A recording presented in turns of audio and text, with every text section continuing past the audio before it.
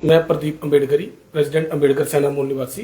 हमारे साथ गिन्नी आज़ादी जनजागृति मंच से पवन लोनी जी, बीम आर्मी से, सिविल सोसाइटी से हमारे साथी सुशील जी और भी सारे शहर के लोग। आज हम एक बहुत ही सेंसिटिव मुद्दे पर जो है वो बात करने वाले हैं। बहुत ही एक शर्मनाक घटना जो है कठुआ में घटी है और उस घटना के बाद उसकी तरफ से धमकियां जो आ रही हैं वो आज आपके सामने मीडिया के माध्यम से लोगों तक पहुंचाना चाहते हैं। जे हमारे साथी हैं एक कठुआ के, इनकी बेटी जो नाबालिग बेटी है, सिर्फ 14 साल की बेटी है, उसके साथ कठुआ में गैंग रेप होता है। गैंग रेप होता है अक्टूबर महीने में। जब अक्टूबर महीने में गैंग रेप होता है उस बच्ची के साथ, और जो अपराधी हैं वो उस बेटी को इतना बुरी तरह से डराते हैं कि अगर आपने किसी से बात की या किसी को बताने की कोशिश की तो आपके और आपके परिवार को जो है वो मार देंगे। आप दलित हो लेकिन हम जो है उच्च जाति के लोग हैं, हम आपको कभी भी छोड़ेंगे नहीं। और उस बेचारी ने उस डर से जो है सहमे हुए अपने परिवार को नहीं बताया। और 10-15 दिन जब वो स्कूल नहीं जाती है, उसके बाद पेरेंट्स जब बेटी को कहते हैं कि आप स्कूल क्यों नहीं जा रही, तो जब उसके मतलब लिमिट खत्म होती है, क्योंकि वो कितने बहाने लगा सकती है रोज बीमारी के, जब स्कूल जाती है और वो जो अपराधी है फिर आकर स्कूल में जो उसको परेशान करते हैं और उसको परेशान कर कर उसकी जो उन्होंने एक जब इन्होंने तीनों लड़कों ने उसके साथ बलात्कार किया है, गैंग रेप किया है, उसकी वीडियो बनाई है और वो वीडियो उसको दिखाते हैं और फिर उसको ब्लैकमेल कर रहे हैं कि हमारे साथ चलो, नहीं तो जो है आपकी जो वीडियो वायरल कर देंगी। बेटी ने फिर से जो है स्कूल आना बंद कर दिया और वो जब 1.5 महीना तक स्कूल नहीं आई तो उसको वो सोशल मीडिया के थ्रू व्हाट्सएप, इंस्टाग्राम पर, फेसबुक पर उसको मैसेज कर कर वीडियो भेज के तंग परेशान करने लगा। उसने जब हर जगह से ब्लॉक किया तो उसकी हिम्मत देखिए कि उसने उसके फ्रेंड सर्कल में वो वीडियो जो है वायरल करना स्टार्ट कर दी। जब वो उसके फ्रेंड सर्कल वालों ने बताया तो तब जब उस बेटी की हद पार हुई, उसने परिवार से बात की, बेटी और उसकी एक बड़ी बहन है, वो जब दोनों जाकर उस अपराधियों के घर जाकर उनको कहते हैं कि आपके बेटों ने हमारे साथ इतनी बर्बरता की है और उसके बाद भी जो है हमें वो हमारी वीडियो जो है वो वायरल कर रही है, तो उनके परिवार वालों में भी कुछ भी उनको ना समझते हुए कहा कि आप लोग हमारे घर से भाग जाओ, आप लोगों के साथ ऐसा ही होना चाहिए। फिर जब लड़की घर पे आती है, घर जाने लगती है, तो वो जो गुंडे मवाली मैं कहूंगा अपनी इसमें कि उन्होंने क्या किया, तब वो रास्ते में जाकर द्वारा उन बच्चियों को मारा। जब बच्चियों को मारा तब उनकी जो हद वो पार होगी। उन्होंने 5 जनवरी को कठुआ वुमेन सेल में एप्लीकेशन दी, जिसकी जो है 6 तारीख को एफआईआर हो गई। एफआईआर होने के बाद 7 तारीख को, 8 तारीख को जो है पुलिस को बताया जाता है कि एक अपराधी जो डिग्री कॉलेज के सामने उसका एक कैफे है, जगदीप नाम का लड़का है, वो वहां पर मौजूद है। एसएचओ मैडम को कहा गया, इन्होंने कहा, इनके भतीजे ने कहा कि मैडम वहां पर वो अपराधी है, आप उसको पकड़िए। और मैं पुलिस प्रशासन को भी कहना चाहता हूं कि आप अपराधियों के साथ मिले हुए हो क्या? जब आपको बताया जा रहा है कि वहां पर वो अपराधी है, तो प्रशासन का क्या कहना था, उस एसएचओ मैडम का क्या कहना था, जब तक हम इन्वेस्टिगेशन नहीं करेंगे हम उसको नहीं पकड़ेंगे। मतलब क्या है कि प्रशासन की कहीं ना कहीं कोई मिली भगत है उनको भगाने के लिए। और हमें सूत्रों के हवाले से हमें ऐसे पता चला है कि वो जगदीप नाम का जो लड़का है वो दुबई भाग गया है। और प्रशासन जो 6 तारीख से एफआईआर हुई है, अभी तक पुलिस ने एक भी किसी को गिरफ्तार नहीं किया है। जहां पर अगर किसी के साथ 751 का भी होता है, कोई मारपीट होती है, तो उनके परिवार वालों को लाकर पूरा दिन थाने में रख देते हैं। लेकिन इस केस में जब मैंने खुद प्रशासन से बात की, अपने साथियों को साथ लेकर, और प्रशासन को कहा कि उनके परिवार वालों को बुलाओ, जब आप उनको कहोगे कि आपके परिवार वाले जहां पर है तभी वो लड़के जो है आपके हाथ में आएंगे, अन्यथा नहीं आएंगे। तो वो प्रशासन कहता है कि हम परिवार वालों को नहीं ला सकते, लेकिन किसी नॉर्मल लड़ाई में परिवार वालों को ला सकते हैं। जे जहां तो प्रशासन किसी के दबाव में जे कार्रवाई कर रहा है, कार्रवाई नहीं कर रहा है, जहां उनको मैं साफ तौर पर कहना चाहता हूं कि कोई मोटा माल उनको मिल गया है, पैसा मिल गया, जिसके कारण वो कार्रवाई नहीं कर रहे। लेकिन अंबेडकर सेना मूल निवासी से इन्होंने जो संपर्क किया है,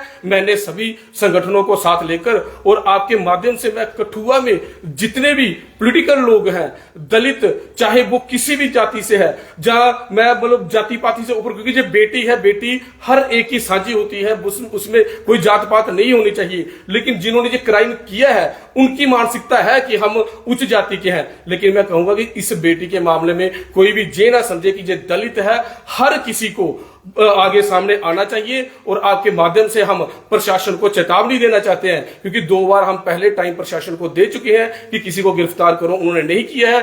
कल जो है हम सड़कों पर होंगे और लोगों से भी अपील करते हैं कि ज्यादा से ज्यादा लोग जो है वो जहां पर आए।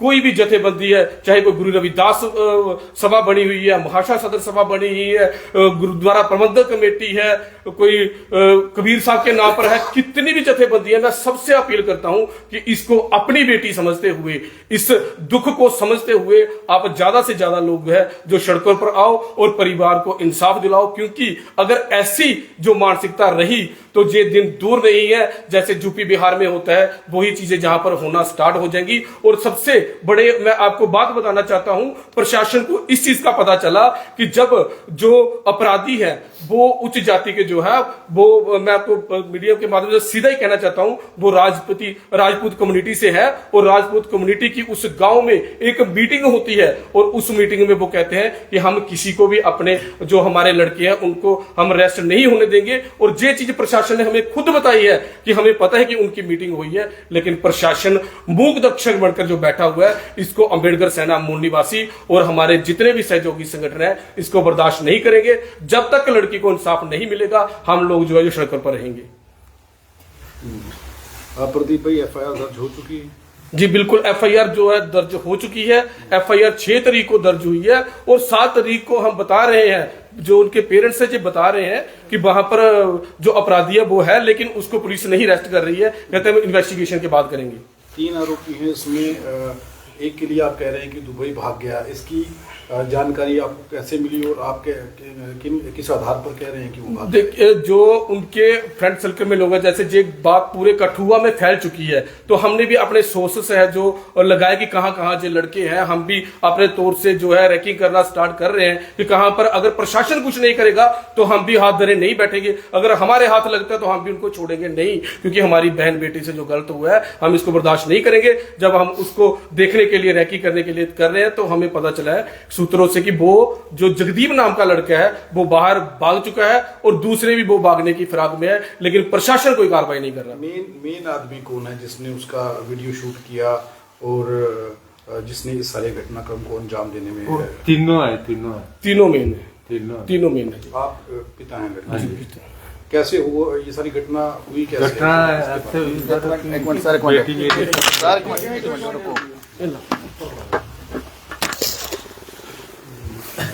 बेटी स्कूल जाती थी, बेटा भी जाता था। एक दिन बेटा हो गया बीमार, वो केली थी, वो उन्होंने केली को उठाया और गाड़ी में डाला। 3 बंदे इन्होंने तीनों ने वो ले गए। जहां उन्होंने उसको ले गए, तीनों ने रेप किया। उसके बाद उसको डराया धमकाया कि अगर आपने अपने घर बोला, किसी को भी बोला तो हम तेरे भाई को भी काट देंगे, तेरे को भी, तेरा बाप भी रात को आता है, हम उसको भी मार देंगे, तेरी माँ को भी। हम ऊंची जाति के लोग हैं, हम बख्शेंगे नहीं आपको। बेटी डरती रही, स्कूल नहीं जाती थी। पूछा, माँ ने पूछा, उन्हें पूछा क्या हुआ था, कोई वो नहीं। फिर बाद में इन्होंने ब्लैकमेल करना स्टार्ट कर दिया। उसकी वीडियो बनाई थी कि अगर तू हमारे साथ मिल तो नहीं तो हम तेरी वीडियो जो ब्लैक वो कर देंगे, वायरल कर देंगे। फिर वीडियो भी उन्होंने भेज दी, वो मेरी लड़की के पास भी पहुंची, बड़ी लड़की के पास। हम तो सर इतने पढ़े लिखे नहीं है।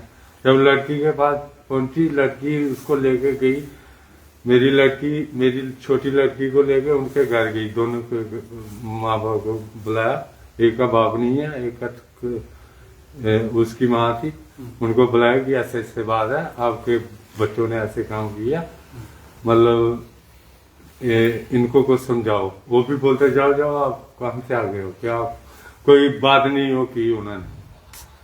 फिर वो आगे, जब रास्ते में वो लड़कों ने और भी लड़के इकट्ठे किए, 5-7 लड़के, फिर भी लड़कियों को तो थप्पड़ मारे।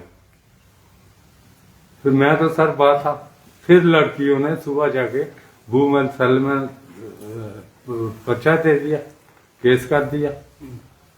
केस करने के बाद भी सर फिर वो घूमते रहे ऐसे ऐसे, सब उनको जगह भी बताई, सब कुछ बताया, लेकिन पुलिस ने कोई कार्रवाई नहीं की, किसी को नहीं उठाया। जब आप पुलिस को ये कहते रहे तो पुलिस का क्या कहना था, पुलिस क्या कहती थी? आप चुप रहो, मेरी बेटी को बड़ी को बोलते रहे, आप हमें पहले इंक्वायरी पूरी करनी है, फिर बाद में हम करेंगे, उठाएंगे, ये बोला मेरी बेटी। तो कितनी देर तक ये सब चला, पुलिस ये करती रही आपके साथ कि वेट करें? मतलब 6 तारीख का पर्चा लगा सर, तो आज देख लो कितनी तारीख होगी। हम कल भी गए थे एसएसपी साहब के पास भी गए थे, वो भी बोलते मैं आजकल मैं पकड़ लेता हूँ, आज तक किसी को नहीं पकड़ा। हमें भी डर है सर, मैं भी अंधेरे में जाता हूँ, वो करता हूँ कि मेरे को कोई बार करेगा, चाहे मेरे बच्चे भी घर पे अकेले हैं, उनको कोई बार करेगा, क्योंकि उन्होंने हमारे को इतनी धमकी दी कि ये जो जगह है अभी राजपूत की, हम उसको बोल के आपकी जगह छीन लेंगे। मैंने कहा कोई बात नहीं, आप अपनी जगह ले लो, हम कोई नहीं मतलब करेंगे, हमें घर का दे दो जो देना, तो हम जहाँ से चले गए। आज आप पत्रकार वार्ता कर रहे हैं। हाँ जी। तो पुलिस की ओर से लास्ट एसएसपी को जब मिले थे उन्होंने क्या कहा था आपसे? उन्होंने बोला सर मैं सर वो मेरे बेटे समझो, इनके हाथ ही बात मैंने सब छोड़ी, मैं तो इतना पढ़ा लिखा नहीं हूँ, हमें सर इंसाफ चाहिए, मेरी बेटी के साथ हुआ किसी और बेटी तो खत्म हो गया सर, मेरे बच्चे 14 साल का, अभी मैंने क्या क्या काम सोचे थे इसको पढ़ाने के, उसको क्या उठाऊंगा, बर्बाद हो गया।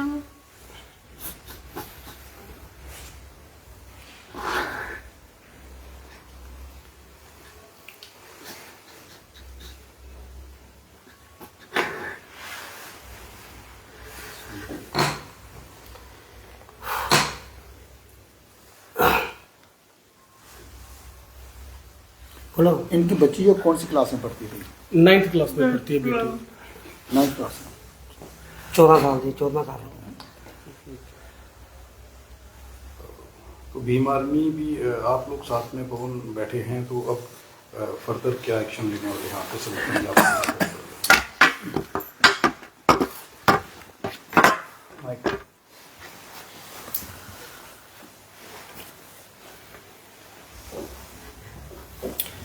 जय भीम, जय भारत, जय संविधान, जय विज्ञान, जय बहुजन समाज। आज यहाँ पे एक लाचार बेबस बेटी का बाप गुहार कर रहा है कठुआ प्रशासन से कि इंसाफ मिले। मैं पवन कुमार लोनी, प्रदेश अध्यक्ष भीम आर्मी भारतीय कमीशन जम्मू एंड कश्मीर। पिछले लंबे समय से जब से इनकी बेटी के साथ ऐसा दुष्कर्म हुआ है, घटना घटी है, तब से ये पुलिस प्रशासन के चक्कर लगा रहे हैं और अपना दुख बयां कर रहे हैं, भटक रहे हैं हर किसी के पास, एसएचओ के पास, डीएसपी के पास, अभी हाल ही में एसएसपी साहब के साथ भी मिले हैं। सारे दरवाजे इन्होंने खटखटा लिए, कहीं पे इंसाफ नहीं मिला। आज ये हमारे संगठन के पास पहुंचे हैं तो हम आश्वासन देते हैं कि जब तक हमारी बहन, हमारी बेटी को इंसाफ नहीं मिल जाता, तब तक हम आराम से ना खुद बैठेंगे ना प्रशासन को बैठने देंगे। क्योंकि मैं खुद 2 बेटी का बाप हूं और मैं एक बाप का जो दर्द है वो मैं समझता हूँ। एक बाप जो है, मैं खुद बाबुक हो चुका हूँ और मेरे जो रोंगटे हैं वो खुद खड़े हुए हैं कि आखिर ये हमारे कठुआ में क्या हो रहा है, कहाँ सोया हुआ है हमारा प्रशासन, क्या हम किस दिशा में लेके जा रहे हैं अपने कठुआ को, क्या ये हमारा आने वाला जो भविष्य है, क्या इस जो घड़ी का आप लोग इंतजार कर रहे हो कि इससे बड़ा बढ़कर कुछ होना चाहिए, जहां हो रहा है उसका प्रयास किया जा रहा है। लानत है, धिक्कार है। कितना बेबस और कितना लाचार एक बाप जो है गिड़गिड़ा रहे आपके दरवाजे पे, तो आप एक इंसाफ नहीं कर सकते? क्यों हम बड़े बड़े पदों पे, क्यों हम संवैधानिक पद पे बैठे हुए हैं, अगर हम एक बच्ची को इंसाफ नहीं दे सकते तो हमारा जहां पे है क्या, हम क्यों बैठे हैं यहां पे? मेरा एक सवाल है मेरा कि देश को हम किस ओर लेके जा रहे हैं, जिस देश में हमारी बहन बेटियां सुरक्षित नहीं है। ये कठुआ, मुझे शर्म आ रही है कि मैं इस डिस्ट्रिक्ट का वासी हूं, क्योंकि यहां पे इंसाफ नाम की कोई चीज ही नहीं है। क्या ये इंसाफ नहीं हो सकता, या ये लोग इंसाफ नहीं कर सकते? जब से ये गुहार कर रहे हैं, जैसे ये कह रहे हैं कि आप शांत रहो, शांत रहो, शांत की आड़ में लोगों को छुपा दिया, हथियारों को, अपराधियों को छुपा दिया। आखिर कब तक एक बाप ऐसे रोता रहेगा? जब से घटना घटित है, पूरा परिवार आप देख सकते हैं कि रो रहा है, चिल्ला रहा है, कि गुहार कर रहा है कि इंसाफ दो। कहां जाएगा? सारे दरवाजे खटखटाने के बाद आपके पास पहुंचा है। और मैं ये विनती करता हूं कठुआ वासियों को, जम्मू वासियों को, पूरे ही भारत देश से, कि आओ मिलके इस बेटी को इंसाफ दे। एक बेबस बाप जो है, रो रहा है, गिड़गिड़ा रहा है, उसकी पुकार को सुनो। जैसे मेरी बेटी है वैसे आप सबकी बेटी हैं। बेटी सुरक्षित नहीं है, सुरक्षित हाथों में देश नहीं है। बाबा साहब एक बात कह के चले गए थे कि जब तक ये कॉन्स्टिट्यूशन, ये भारत का संविधान सुरक्षित हाथों में रहेगा तो ये भारत का संविधान अच्छा साबित होगा। जिस दिन ये गलत हाथों के लोगों के हाथों में होगा तो ये गलत साबित होगा, इंसाफ नहीं होगा। आज इंसाफ की गुहार कर रहा है एक बाप, तो आओ मिलके इस बाप को इंसाफ दिलाएं, उस बहन को इंसाफ दिलाएं। तो मेरी विनती है प्रशासन से, जिला प्रशासन से, जी आप इंसाफ करें, मजबूर मत कीजिए इस बेबस बाप को, इस बेबस समाज को, कि ये रोडों पे आए और आपसे गुहार करे कि हम अपने अधिकारों के लिए जानते हैं कि कैसे लड़ना है। वो हमें बाबा साहब हमारे अधिकार छोड़ के गए हैं, हम उस पर कॉन्स्टिट्यूशन जो तरीके से, संवैधानिक तरीके से लड़ाई लड़ेंगे और इंसाफ जरूर देंगे। बहुत बहुत धन्यवाद।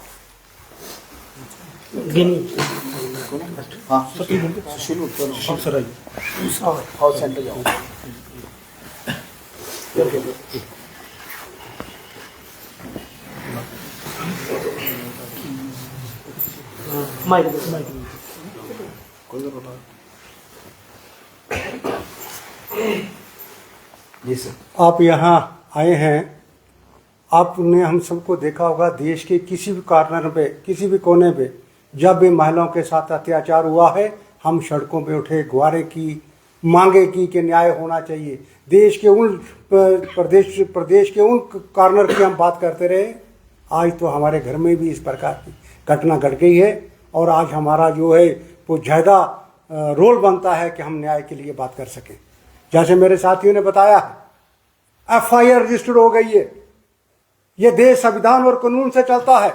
ये डिस्क्रिप्शन, आप किसकी इन्वेस्टिगेशन करना चाहते हो? वो अपराधियों को भागने के लिए रास्ता देना चाहते हो? 6 तारीख से ये घटना घटी है और 6 तारीख आप पुलिस के नोटिस में है। आज 19 तारीख हो रही है। 19 तारीख में आपने FIR में उन लोगों के नाम लिखे हुए हैं जो यहाँ के अक्यूज्ड हैं, कल्पित हैं। आपने उन लोगों को नहीं पकड़ा है। कौन सी पकड़कर इन्वेस्टिगेशन करते? उनको न्याय दिलाने की लेके कोशिश की जाती है। देश के अंदर सब प्रकार की विधि और प्रोसीजर जो है वो बने हुए हैं। न्याय प्रक्रिया पूरी तरह से डिफाइंड है। आपको उस न्याय प्रक्रिया के ऊपर चलना पड़ेगा। जब वहां पर दिल्ली में घटना घटी थी तो हिंदुस्तान के अंदर कितने लॉ बने थे? पास्को जैसे एक्ट बने हैं। पास्को एक्ट यहां पर लगा हुआ है इस बच्ची के मामले में। इस बच्ची के मामले में जो नया BSN जो आपने लॉ बनाया, उसकी धारें लगी हुई है। उस धारे लगने के बावजूद भी आज पुलिस प्रशासन जो है वो इतनी धीमी गति से काम करेगा, तो मुझे लगता है कि पुलिस प्रशासन जो है वो यहाँ पर अपनी ड्यूटी का निर्वाह नहीं करना चाहता है। वो चाहता है कि लोग सड़कों पे आए, वो चाहता है कि लोग जो हैं वो बाजार बंद करें और पूरी तरह से जाए। हम उनको वार्न करना चाहते हैं कि अगर 10 घंटे के अंदर अंदर उन मुलजिमों को पकड़ा नहीं गया तो कठुआ में ईंट से ईंट बच जाएगी, शायद उनको इन बात का इल्म नहीं है। ये वही लोग हैं जो लोग उन्नाव के लिए बोलने वाले थे, ये वही लोग हैं जो लोग मणिपुर के लिए बोलने वाले थे, ये वही लोग हैं जो वेस्ट बंगाल कलकत्ता के घटना के लिए बोलने वाले लोग हैं। ये तो हमारे घर में घटना घट गई है। आप इतने बड़े पद पे बैठे हुए हैं, आपको न्याय देने का लोगों को काम मिला हुआ है और आप न्याय नहीं दिला पाते। आप इन्वेस्टिगेशन, जब उसका बाप जाता है, समाज के लोग जाते हैं, बात कहते हैं, मांग करते हैं कि कार्रवाई होनी चाहिए, वो इन्वेस्टिगेशन करना चाहते हैं ताकि मुजरिम इतनी दूर भाग जाए कि पुलिस उनको पकड़ नहीं सके। ये आज इतना बड़ा न्याय तंत्र होने के बावजूद भी आज फिर भी पुलिस जो है उन 2-3 लोगों को पकड़ नहीं पाई है। ये किसी जाति का मामला नहीं है, ये भारत का न्याय का मामला है। ये बेटी बचाओ बोलने वालों की जबीन आज जो जीभ है वो काली होती नजर आ रही है। आज कोई न्याय के लिए बोल नहीं रहा है। आज हमें सुनकर के आज इन्हें हमसे बात की है और हमारा जो कलेजा है मुंह की तरफ आ रहा है कि इस प्रकार की घटना जो है वो घटती है। इतना तंत्र यहाँ पर बैठा हुआ है, इतना बड़ा मैकेनिज्म बना हुआ है, सारे कानून हमारे साथ हैं, उसके बावजूद भी आप 20-20 दिन 12-12 15 दिन अपराधियों को नहीं पकड़ते हो और जाते हैं तो आप इन्वेस्टिगेशन करते हो। ये इन्वेस्टिगेशन आप लोगों की करनी पड़ेगी कि आप इन्वेस्टिगेशन में देरी क्यों कर रहे हो, आप उनके ऊपर उचित कार्रवाई क्यों नहीं कर रहे हो। ये हमारी मांग है प्रशासन से कि प्रशासन इस पर उचित कार्रवाई इमीडिएट करे। आपने सारी सेक्शन उस पर कोर्ट की है, पॉस्को की एक्ट लगाई हुई है। ये पॉस्को एक्ट क्यों बनाया गया था कि छोटे बच्चों के साथ होने वाले अपराधों को रोका जाए, और अपराधों को नहीं रोका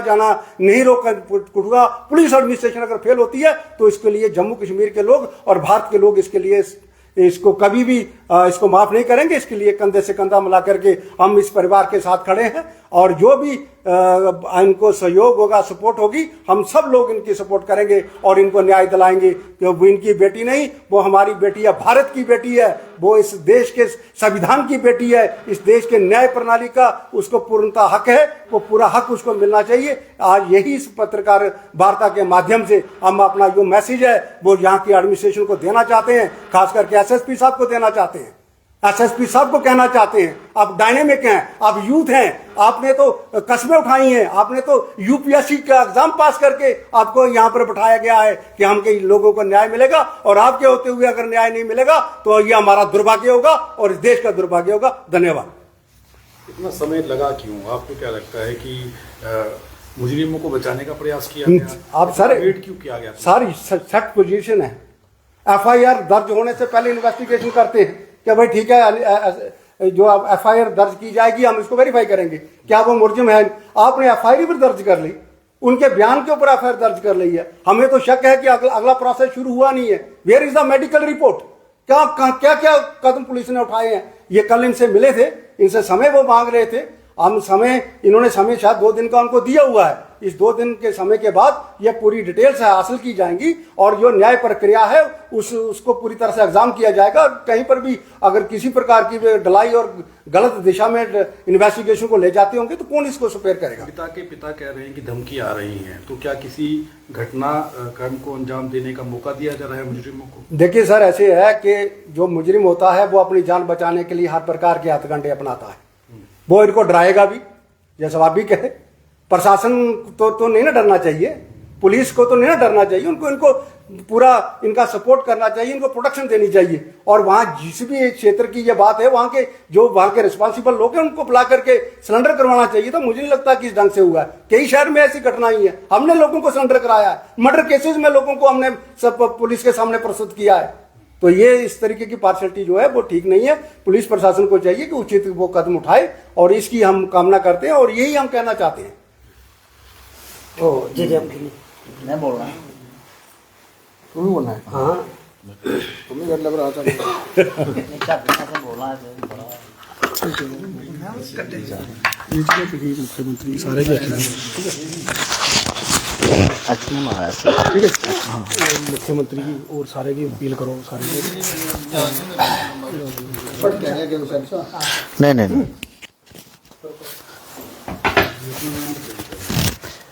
मेरा नाम गिनी आजाद, मैं जनजाति मंच का सदस्य, अंबेडकर सेना मूल निवासी और भीम आर्मी और साढ़े सर एडवोकेट। अज का मसला जोड़ा कठुए के अंदर 5 तरीक की एफआईआर हुई है ਪੁਲਿਸ ਨੇ ਇਨਵੈਸਟੀਗੇਸ਼ਨ ਦੇ ਨਾਂ ਦੇ ਉੱਪਰ ਸਾਡੇ ਕੋਲ 18-19 ਦਿਨ ਲੈਣ ਹੈ, ਉਹਦੇ ਬਾਵਜੂਦ ਪੁਲਿਸ ਨੇ ਕਿਸੇ ਵੀ ਕ੍ਰਿਮੀਨਲ की अज तक फड़िया नहीं। जड़ियां उनके परिवार की धमकियां दी गई हैं, उनके विच ऐसे जरूर आ गए कि पुलिस प्रशासन की उन्हें सिक्योरिटी देनी चाहिए है। पास्को एक्ट लगे दा, गैंगरेप का एक्ट लगे दा, उहदे कन्ने SC ST एट्रोसिटी एक्ट जिहड़ा पुलिस ने नहीं लाया, ये पूरे समाज के उपर एट्रोसिटी हुई है, दलित समाज के उपर। और ये जिहड़ी बेटी है पूरे समाज की बेटी है। अस पुलिस प्रशासन की बड़ा टाइम दे लिया, पुलिस प्रशासन की हूँ चाहिए तुरंत कार्रवाई करनी चाहिए है। लेकिन पुलिस प्रशासन है जो क्रिमिनल कन्नै खड़ोते दा, उन्हें पैसे थोड़े इस चीज के काफी शायद, और तां पुलिस धीमी कार्रवाई कराई। अस इत्थों की LG प्रशासन और जी नवी गौरमेंट बनी दी उमर अब्दुल्ला की सरकार NC गौरमेंट की आगे थोड़े राज के अंदर देखो कठुए के अंदर जो सीफा केस के अंदर होया, अज मुड़िया कठुए के अंदर केस एक होया। इहदे बावजूद उहदे कोल पहले भी इन्हें मुने ग्रां के अंदर 2-3 केस और किए, लेकिन उन्हें बाज उठा पाई। इस कुड़ी का उन्हें वीडियो बनाई है, उहदे वायरल किए गए कुछ अपने उहदे साथी उहदी कुड़ी दी दोस्तें की तरफ। अस आखने पुलिस की IT एक्ट उहदे अंदर लाना चाहिए जो पुलिस ने नहीं लाया। और पूरे समाज की, पूरे कठुआ वासी जम्मू कश्मीर के अंदर जिन्हें भी न्याय पसंद लोग ने, और अस उन्हें सारे समाज की आगे ये बेटी सारे की सांझी है, और सारे इस बाहर आओ, क्योंकि असीफा केस के अंदर पुलिस प्रशासन ने जी इन्वेस्टिगेशन की गलत की। इस करिए अस आने पुलिस वो चीज ना दरवाए, और जल्द ही कठुआ के अंदर सोमवार सड़कों के के पूरे कठुआ शहर के अंदर इहदी इट दी इट बचा के प्रशासन की जो प्रशासन धीमी गति करना कार्रवाई करा करता और बचाने की क्रिमिनल की कम करा करता।